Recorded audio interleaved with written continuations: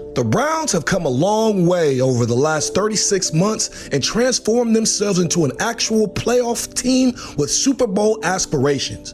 But what if I told you none of this would have been possible without 5 individuals who made decisions that forever changed the course of the Cleveland Browns' destiny in the NFL? Would you be able to guess who those 5 people are? If not, you should stick around and find out who they are when we talk about them next. Let's go!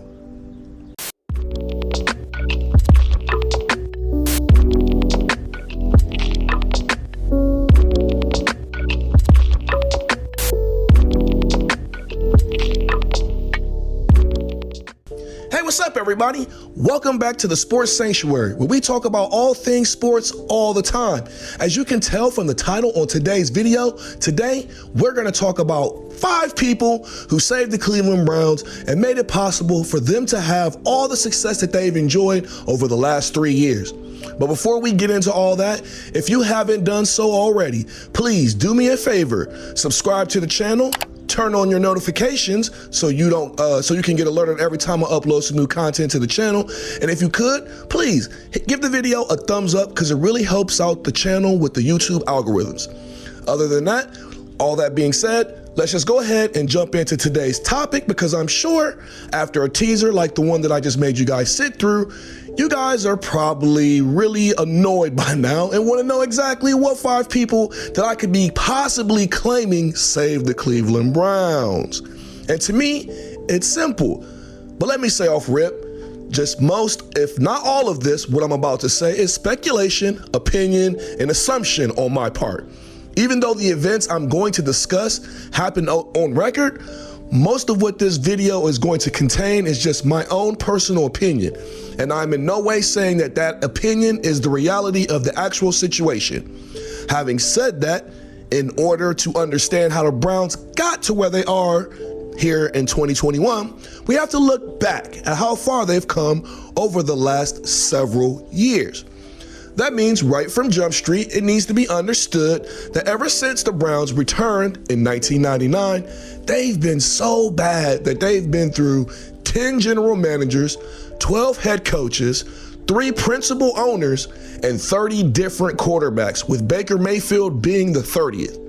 This all needs to be pointed out because these are all significant factors that resulted in a long string of constantly changing philosophies and management that not only hindered player development, but also created a culture of chaos and disorganized confusion that permeated every facet of the Browns organization from top to bottom.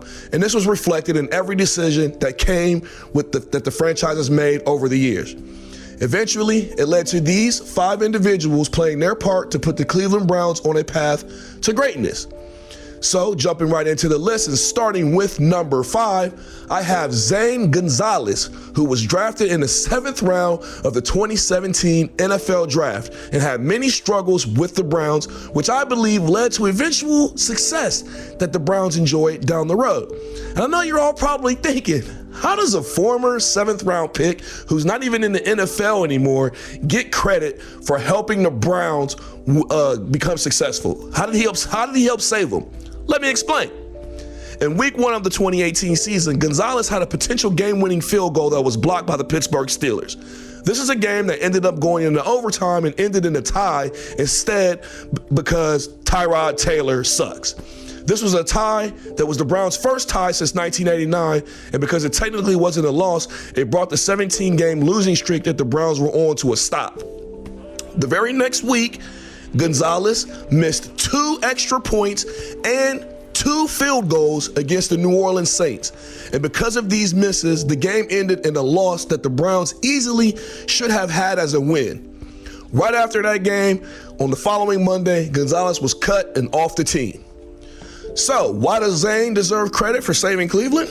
Well, the way I'm looking at it in the terms of this list, if there was any other kicker on the Browns for those 2 games in 2018, it's a very real possibility that the Browns win both of those games. If that happens, that makes Hue Jackson's record for the start of the 2018 season start out at 3-1 instead of 1-2-1. And after that, who knows how long he may still have been around running the Browns. That changes the whole timeline. Think about it. If the Browns win those games, there would be no way of telling when the Browns would turn to Baker Mayfield and who jumpstarts the whole turnaround for the team. You change the whole timeline, like I said. Not only that, if Hue Jackson is still running the Browns, they probably wouldn't have Kevin Stefanski at this point in time. And to me, if you take this whole butterfly effect thing that I'm trying to describe in this scenario into account by recognizing how one change in the timeline changes everything, then it's quite possible that the Browns don't turn things around when they did, and Baker Mayfield may have never turned into the quarterback that we saw in the second half of 2020. So that's why I put Zane Gonzalez here at number 5. Moving on to number 4, I have Sashi Brown, who was the Cleveland Browns executive vice president and general manager from 2013 to 2017. And really the reason why I put him here is even though 99% of his career with the Browns amounted to nothing, I still feel like that last 1% that he contributed towards the end of his tenure actually served as the catalyst for everything to change for the Browns going forward.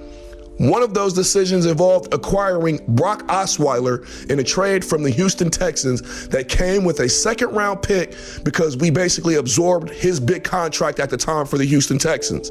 That second-round pick will become much more important later on, so keep that in mind going forward. The next decision that Sashi made, which forever changed the Browns going forward, came when he decided to allegedly sabotage Hue Jackson's trade request for the Cincinnati Bengals backup quarterback at the time, A.J. McCarron, who was playing behind Andy Dalton at the time. This was a trade that would have cost the Browns a second and third round pick to complete. A trade that also had been approved and endorsed by the owner, Jimmy Haslam, as well.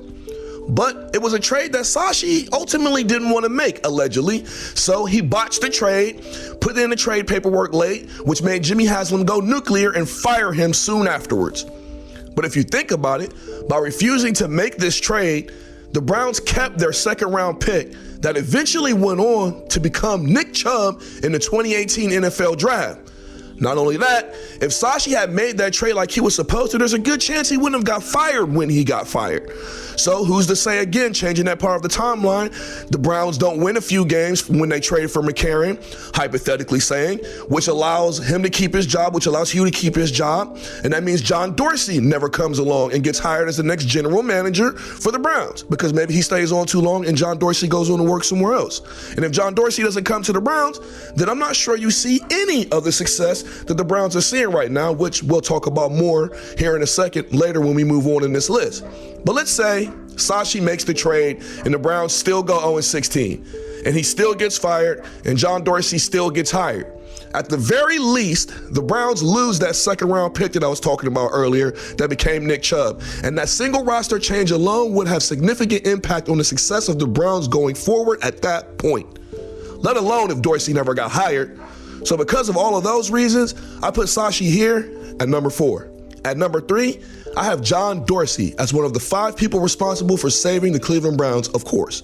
And really, this entry on the list should need no real in-depth explanation, but for those of you who may not just know how much of an impact that John Dorsey had on this team during his short stay, I'm going to give an in-depth explanation anyway. Beginning with the fact that, like I said earlier, thanks to Sashi Brown getting himself fired, John Dorsey was able to come in and make an immediate impact by drafting quarterback Baker Mayfield from Oklahoma with the first overall pick after Hue Jackson went 0-16. He then took the number 4 overall pick in that same draft and drafted cornerback Denzel Ward from Ohio State. Go Bucks. And then in the second round, he drafted running back Nick Chubb. 3 of the first core building blocks that will propel Cleveland toward its future as a playoff team where they are right now. John Dorsey's contributions don't stop there either. After the draft, Dorsey also traded for wide receiver Jarvis Landry. Then from there, the Browns went through the 2018 season and finished 7-8-1 after they fired Hue Jackson. During that offseason, John Dorsey went out and he traded for star wide receiver Odell Beckham Jr. He also acquired other assets via trade like Sheldon Richardson and Olivier Vernon, who are no longer with the team now, but helped us get to where we are today. He also drafted quarterback Greedy Williams, who has yet to make an impact, but we'll see. And he brought Kareem Hunt on board with the team after his unceremonious departure from Kansas City following his involvement in a domestic violence type situation. And that's putting it nicely. Eventually, on December 31st, 2019, the Browns announced that they were firing Dorsey, and not long after that, Andrew Berry was hired. But before that happened, it cannot be overlooked how the nucleus of this team was carefully constructed and assembled by none other than John Dorsey. So that's why I have him here at number 3 on my list of people who saved the Cleveland Browns. Moving on to number 2 on the list, I have none other than Andrew Berry, who was the youngest general manager in the NFL in the NFL history at the time when he was hired at 32 years old. The successor of John Dorsey, who has come in and used the foundation that was built before him to construct a new and improved team, has really come to shine and become a potential Super Bowl contender for several years to come, hopefully.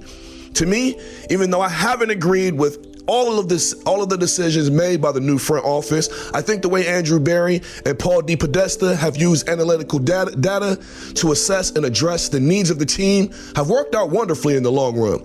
It's an approach that has given clear purpose and vision to everyone involved, and it's made it so that everyone in the organization is on the same page, which is something the Cleveland Browns haven't had ever.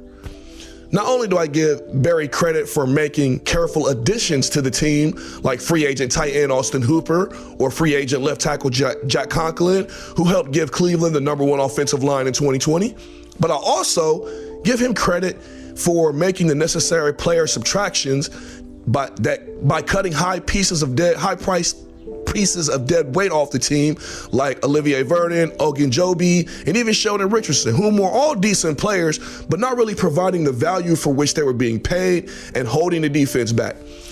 Beyond that, he also drafted Jedrick Wills to the O-line, Jacob Phillips, who's been a solid linebacker for the Browns, Grant Delpit, Harrison Bryant, and Donovan Peoples-Jones. All players who have shown enormous promise and potential while making a positive impact every time they're on the field. Not to mention this year with the Wusu Koromoa, Newsome, Schwartz, Togiai, on and on. And of course, last but not least, you have to give Andrew Berry credit for possibly his greatest accomplishment yet, which was hiring Kevin Stefanski as head coach. To me, if it wasn't for Kevin and Andrew working together the way that they have, the Cleveland Browns would not have a winning culture like they have right now. A culture where players from across the league are actually taking less money to come and play for the Browns because they're ready to be winners now. It's an amazing accomplishment, and an accomplishment that alone deserves to put Andrew Berry here at the number 2 spot on this list of people who saved the Cleveland Browns from NFL purgatory. But if Berry is number 1 and Dorsey is number 3, then I bet you're wondering who number 1 is. Or maybe you're not wondering because it's obvious to you that the only person worthy of coming in at number 1 on this list is the one and only Hue Jackson himself. That's right. And while this choice on the list should be self-explanatory as far as why I put him as the main person responsible for saving the Cleveland Browns, just in case it isn't, I'm gonna explain it anyway because it's really not that hard to understand. To put it simply, Hue Jackson saved the Cleveland Browns by being an awful head coach with no idea how to run a team or how to get the best out of his players, how to set up a winning culture, none of that. He didn't have a whole lot to do. He didn't have a whole lot to work with talent-wise, I give him that, but he did have the beginning building blocks of this team, and he still couldn't make anything happen. He had Myles Garrett, he had Denzel Ward, he had Joel Patino, he had David Njoku, he had Nick Chubb, and he had Baker Mayfield, who he refused to start in favor of Tyrod Taylor, who was abysmal. It took for him to get injured against the Jets in 2018 for Baker to even see the field and jumpstart a new era in Cleveland. Shortly after this, Hue and his offensive coordinator, Todd Haley, were both fired, and the team finished 7-8 with Greg Williams as the interim coach, and then Freddie Kitchens was hired, and we know how that went. But finally, the pieces were in place to be better. But to me, in terms of this list directly, it can't be overlooked that without Hue going 0-16 in 2017, we would have never gotten the first pick in the 2018 draft, which turned out to be Baker Mayfield. And while you can say whatever you want about Baker as far as whether or not you like him, one thing that's undeniable is that he is one of the main reasons the Browns have made it this far. Now, whether or not that means he's the Browns QB for the next decade or not remains to be seen right now. But up until this point, Baker's significance in the rise of the Cleveland Browns as a playoff team cannot be understated, overlooked, or underestimated.